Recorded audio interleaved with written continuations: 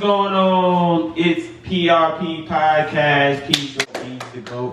And I'm here with Kato and Shay. Hey. Yes, y'all. Thank y'all for tuning in. If you tuning in, make sure you keep tuning in every week.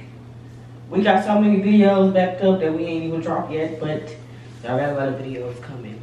So this week, we just finna chatter, because, disclaimer.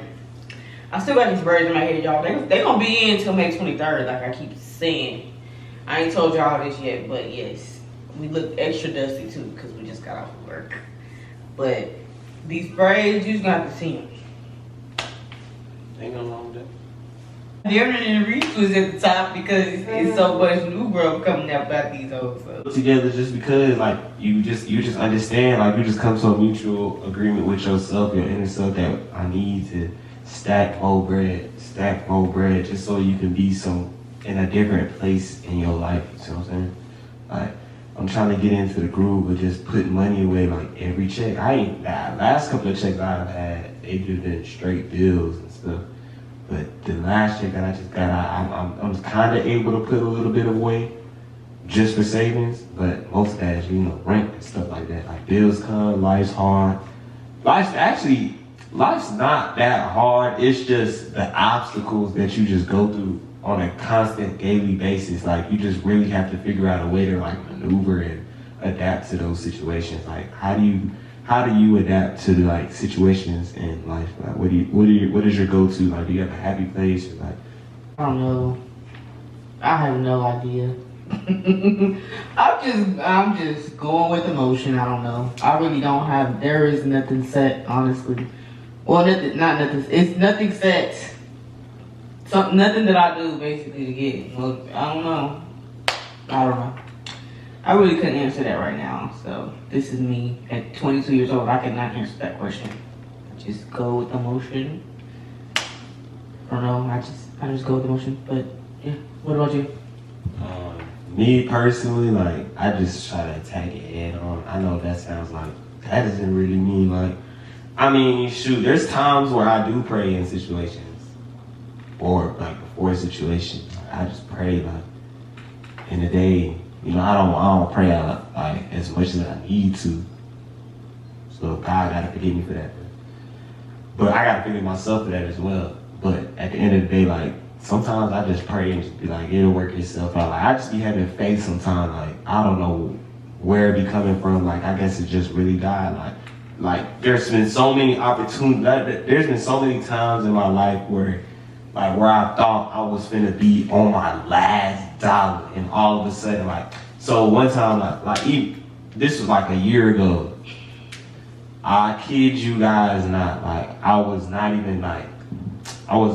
down bad or nothing, but I just needed some money from rent, and I was not working. I just decided, I tried to do the whole quit job and I had money, we had stacked up money.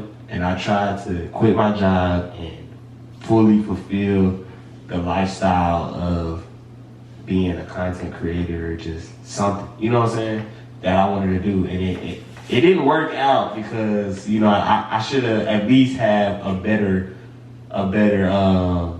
flow of following. Like it didn't work out because of the following at the time. But I'm still grinding at it. Like almost every other week or every week. I'm still doing something towards that goal. And I know that it'll come eventually. But I kid you guys not, it was on my birthday. And rent was literally due a few days away. And I kid y'all not, so many people sent me so much bread that day.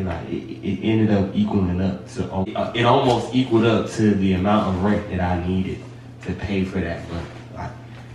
So many people sent me so much money, and I just thank nobody else but God for stuff like that happened in my life. There's been so many times in my life where He just got me out of a situation. I just left a situation, just left some spot, you know what I'm saying? And then something else happened right after I leave or something, something crazy happened. It's just been times in my life where stuff like that has happened. And I just thank God. So in obstacles, I just go to God first, and then if He give me a decision or I have a decision, I just hope I make the right one in the time frame that it happens. I was just gonna talk about my little week, whatever. Well, last week. I didn't really have any topics today, so like I said, we were just talking. But so I ended up starting this new job, or whatever, with him, and it's a warehouse job, and I did not want to do it because y'all know I've been working from home or whatever, and it's just something new. Like I gotta get up every day, but I don't like sitting around because I feel like if I was sitting at home, I was at home all day, you know, and now it just felt like I'm going out and I'm doing something and I feel good about it. I make some money so I can go home and relax and chill. Like, whereas I'm waking up here, didn't really feel like I got anything accomplished, if that makes sense. Like, if you go out and work, you're gonna feel good when you come home. Even though, shit, this job right here, your body do not feel good when you leave, but it also feels good to know that I worked extra hard because I was not working. You don't work extra hard from home, I'm sorry. This is mobility, this is stamina, this is sweating out your whole life. Like literally, it's like moving furniture without the steps, without going up the steps. It's crazy. What we're doing is actually crazy. I can't believe I'm doing this. It was the closest thing that I had because it's hard nowadays to get a fucking job. Like, I don't know why, but it's so hard to find a job. I went through so many interviews. I was just so tired of getting told no. It's so irritating. So I'm not good at the interviews. So, you know, warehouses, they just get you in. They don't even ask you nothing for real. So, because I worked with the company before and then I got back on to the job. But that lady, she really, really enjoyed me on our conversation over the phone. I guess I probably overshared where she felt that sympathy. So she was like, yeah, I'm gonna give her the damn job. So it's just all about who you talk to, honestly, in these interviews. Because sometimes I feel like it's not you. Sometimes it's them. But other than that, Saturday and Sunday, we just be in the bed, just laying down, chilling. Because that job is crazy on your body. But how was your week? It was good. I'm still in party mode. I still haven't flipped the switch on for party mode since Saturday. We went to a 50th birthday party and it was live in the mud. Like, I'm talking about live. Y'all, I'm gonna put some pictures in here. Yeah, insert pictures. But we was live, we was dancing, we was drinking. If you drink responsibly, that's all I can say for the viewers watching this. Drink responsibly. We went to a 50th birthday party, so if you halfway to 100 and you watch this video, you halfway to 100, or you know somebody who's almost halfway to 100 or halfway to 100, make sure you like, make sure you leave a comment, tell them happy birthday.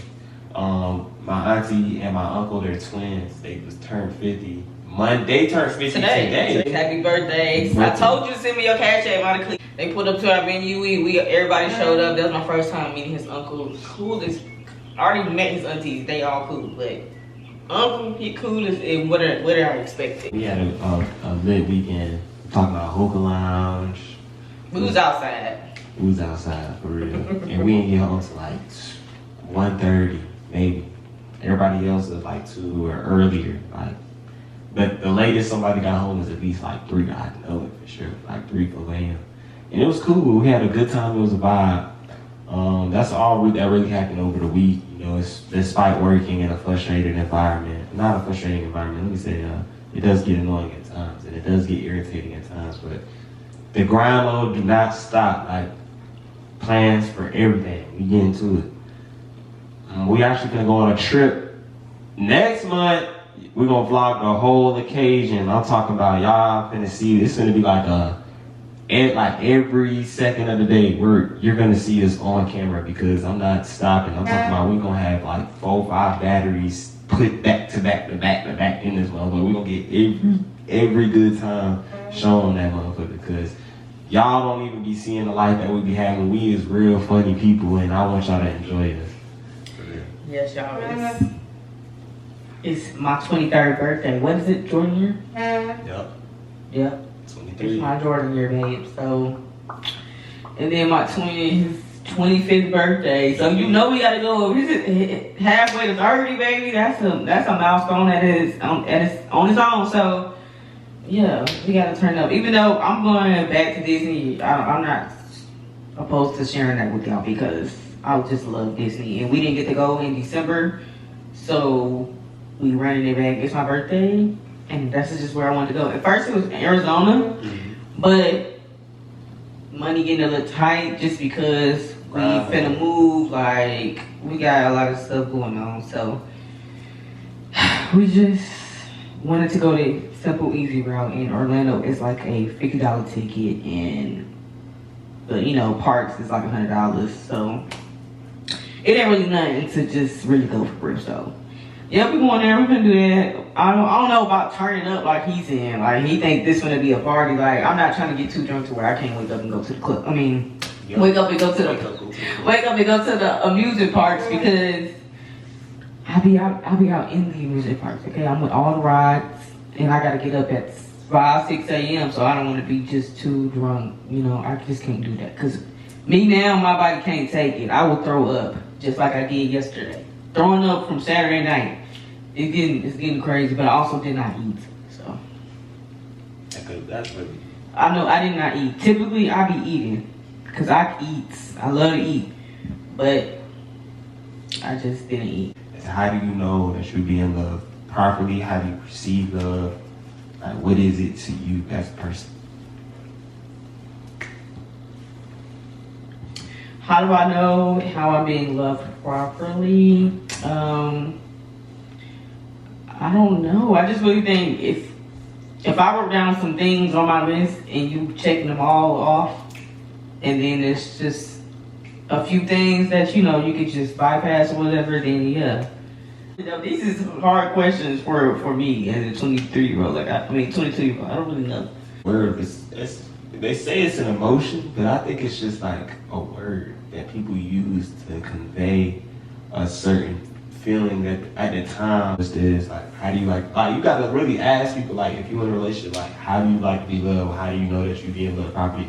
If I'm not loving, because I want to love somebody, I want to love you properly, I want to love my mother and my brothers, and I don't want us to just say love, like we just love each other all the time, like we should, just unconditional. Like, it isn't supposed to be under any condition. That's why they call it unconditional. Like, any condition you're supposed to love everybody, but like it's just weird. Like, love is weird. Like, it's just a weird. I feel like everybody. Well, right now, me and you are just still trying to like figure that out. Me personally, I didn't grow up like on that love shit, like with that affection type. So I don't know how to do it properly, probably.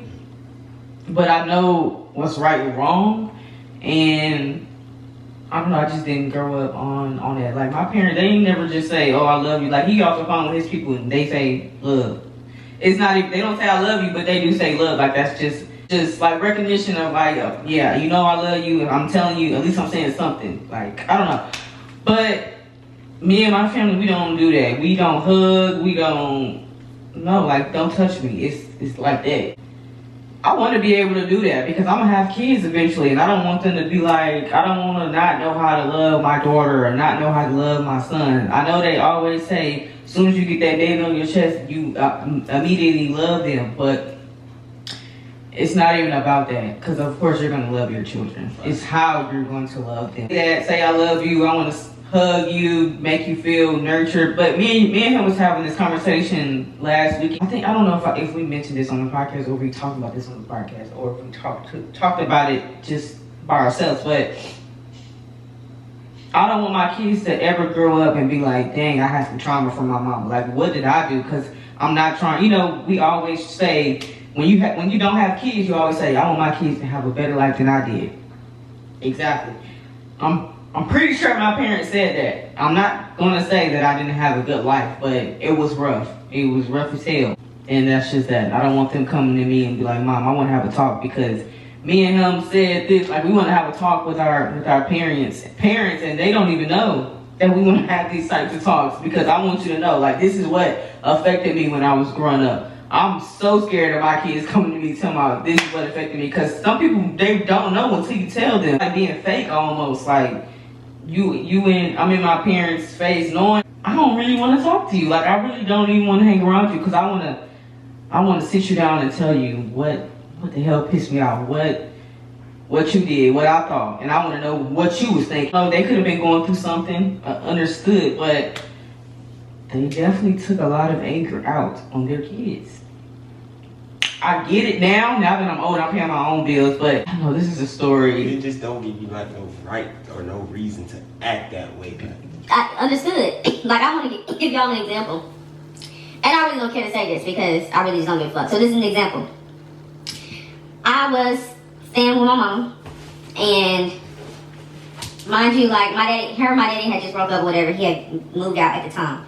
So, he never was, not that he wasn't allowed to have friends over, but I've never seen my daddy have his friends over at our house. Like, I've never seen them come in there and just hang out on Friday night, play some games, drink, never, ever. It was always them going out somewhere else, and that's barely. But when my daddy moved out, my mama met another man, and ended up, having a baby by him, but also immediately all his friends in the house. So it was just different for me to see a lot of men in the house because my daddy never had men over there. But they was also making a mess. I understand, like, when you come home from work, you want to see a clean house or whatever, and I did that. And mind you, I didn't make the mess. I just came from school. I don't know nothing about that. So when I was fed up because I'm like, bro, they eating all my food, they eating the snack wrappers, and I see what they eating, and I'm getting mad as hell. And I can't even feel comfortable going in my kitchen making a sandwich because every time I walk by, it's niggas on the couch. And every time I walk by, they playing the game or whatever. And when I walk by, they're like, man, she walked through the TV. I messed up. Like, I'm like, damn, I can't even walk through the TV because they gonna say I messed up their game. Like, it's really not that serious. Y'all niggas is almost pushing 30 and y'all sitting and playing. That's all y'all do. That's all y'all do. Y'all standing outside my house. I come from school. Some niggas outside the house, some niggas in the house. Like, it's too many of y'all. It's literally 20 niggas deep in a house in this one little apartment. And I see a bunch of niggas. So, some it made me, I don't know. Like, as a kid, I was just thinking, like, I hope none of these niggas touch me. That shit going through my mind, too. And it didn't just go through my mind. It was going through my auntie's mind as well, because she told me. But, back to what I was saying. One day, I was fed up. I was like, I'm not gonna clean this shit up. So when she come home, I don't know. I wasn't even thinking she was gonna say anything. Because she don't know how her house look every day. Because, like I told him, because when she comes, it's clean. She don't never know how her house look. So, she come home. She pissed. She took my phone, but mine, she used to always take my phone out like the smallest shit. I remember one time I went in her bathroom and got perfume or whatever. And I didn't have any, but she was like, she tried to gaslight me and say, if you want perfume, you know what I'm saying? Like, I would have bought you some perfume. Now I don't trust you. It's like, what? Oh, some perfume? You don't trust me because it's some perfume? That shit really hurt my feelings. It's just like, you would never, even if I asked you, you probably wouldn't get it. Like, I mean, I know I didn't ask, but I just feel like you wouldn't have got it. But I don't even know why I went in and got perfume. I don't know, y'all. I really don't know. I was in 9th grade. So, but I understand, like, don't be touching nobody's stuff. But it's like, she went too far with it. Now you taking my phone for days and shit. And then we ended up getting into a little scuffle right after because I was just so fed up with the aura of the house. There was too many people in there. I was cleaning up. I was just, all the blame was getting blamed on me. And then another time, she made some food. And then she was like, don't touch it, right? And then somebody touched the food. I never even came out the room. And she was like, who the fuck touched the food? And came out, no, it was you. Hey, I hate when people blame shit on me. I'ma be mad that you blame something on me, but I wouldn't have been that mad if I would have did it. I didn't do shit. Somebody, you got 3 other little girls in here. Somebody could have touched it. Why did it have to be me? I'm so grown, like, why would I touch some food if you told me not to touch? That shit's so small. But she got so mad. But honestly, like, I can't put all of this on. Like, she was probably going through a lot. She was pregnant. It was a whole bunch of hormones going on. Too many women in the house, and she couldn't do what she wanted because this was a different man. He was like literally probably controlling her life a little bit. My daddy never did that. My daddy let you be free. If anything, you ran over him. So now it's a nigga running over you. It's a different feeling. So I feel like she just taking it out on us. Like, it was just a lot. So that's what I feel like. Some things she don't know that I had to talk with her too. He was there and I brought up some things and I felt really good when I left. But it's still some things I didn't tell her because it's just like, it's just too much to just lay out on the table. Like, we can have another conversation. I'm gonna tell you everything that pissed me off. I want to know what was going through your head, even though she already told me like she was going through a lot. And to be quite frank, like, she really didn't work like that. My daddy paid all the bills. My daddy was the only one that working. She was stay-at-home mom with a lot of kids. But I also feel like you had a lot of kids. It's not my fault. That shit never my fault. It will never ever be my fault. I don't got no kids. I don't know how that shit feel. So, you know, I don't want my kids. Maybe this just come back. I don't want my kids to have any trauma. Like just like, I just know that we got love right here for each other just because we've unpacked so much traumatizing events in our lives, and it's like we trying to, like, she's giving me the courage to actually stand up and talk about my, like, some stuff I may not be able to talk about, like, on camera. Like, it might be, like, too crazy to talk about on camera for anybody. You don't gotta say anything. You don't gotta say But nothing. as far as, like, me talking to, like, the people I need to talk to, like, my parents, my father, my mother, whoever, like, for me, I've gotten so much courage just to speak out against the trauma that I actually dealt with. You know what I'm saying? Like, and one thing about trauma is I don't want nobody to ever say, like, whose trauma is worse. Like, my brother tried to do that to me today. Like, and you sometimes do it too. You try to be like, at least you this, at least you this. Like, I do. honestly, like, And it I'll was say still something about traumatizing to me. Like, you know what I'm saying? Like, you can't just be like, your situation is better. Like, my situation was still traumatizing. You know what I'm saying? Like, to him. to me, like, personally, like, it like, this time, like, even just hearing her talking about her trauma, like, just brought up something that even more that I have to speak on with mine, and it almost brought me to tears. And You know, with the people that I need to speak on it with. Like, Yeah, and I cried in front of my mama. I didn't want to, but I did. But it just felt so good. It felt so good when I left. But damn, hold on. It was something that I wanted to say. Oh, I wanted to say, I probably did compare my trauma to his, but also what I probably was trying to say was, or what I'm trying to say now is that, to clear that up, I just feel like he still has his family. I don't feel like I got that support. I got that support from his family. And him personally going through that with me, trying to see that, he didn't have to keep staying with me. He could have been like, man, her family too crazy. I can't even be with her. Like, I ain't trying to have that type of drama, because they literally start drama. But what I learned in 2023, and which I already said this, I have to learn to not think about shit that I can't control. Like, it's some shit right now that's going on with my sisters, and I love it to death. But I just can't help everybody. I'm trying to get up myself. That's what I keep saying. Like, I'm sorry. I need to get myself together. Like, literally, we trying to move and downsize. Like, y'all see how happy I was about this apartment. We got to downsize because it's just not, this inflation right now is not going well with how much money we make at our job. We got to make more money, bro. It's just getting crazy, but we still making it work. But that's what I learned this year, is that I just can't help everybody. I would love to, and I always have came through. I could say it's been a couple times in my hand that I didn't come through, but I'm always coming through. I ain't never asked nobody for nothing. Not that I want to, not that I need to, not that I want to, but I never will. Y'all will never hear me asking y'all for no money, no favors, nothing, unless I really need the favor, but not no money, bro. My pride too big. I can't be asking for that because it's hard for everybody. He got that support. I really envy that. Like, you got your mama, your daddy, your brother, your aunties. Like, they really, they care about him. I don't have a fucking soul besides him. Besides him and my sisters, you know what I'm saying? Like, I gotta stay away from my family because they so damn traumatizing, bro. It goes to show you, like, with love, it's crazy. Like, it's crazy to perceive it, because you're gonna perceive it in so many different ways by so many different people. And like, just with her, like, longing to love and stuff like that, like, it's just hard to do. Like, we've been traumatized to the point of, like, numbness, and I don't want to feel numb all the time. Like, I don't want to feel numb. You just gotta love people from a distance. Affection, like, you know what I'm saying? Like, I feel like sometimes, like, you do have, like, you can struggle with affection just because you're so numb to it, because you've never been shown it. And I try to show it to you the best way I know how, but it may not be her love language. Like, so I gotta do other things to get, you know what I'm saying, to help out with her love language, or to figure out her love language, because her family's love language wasn't that, so it wouldn't be that hers, because she didn't grow up like that. Like, but with also, like, with love and kids and being a parent, like, we're not parents at all, but I just know, like, we'll never child from any type of emotional trauma, because it's going to happen. It's a part of life.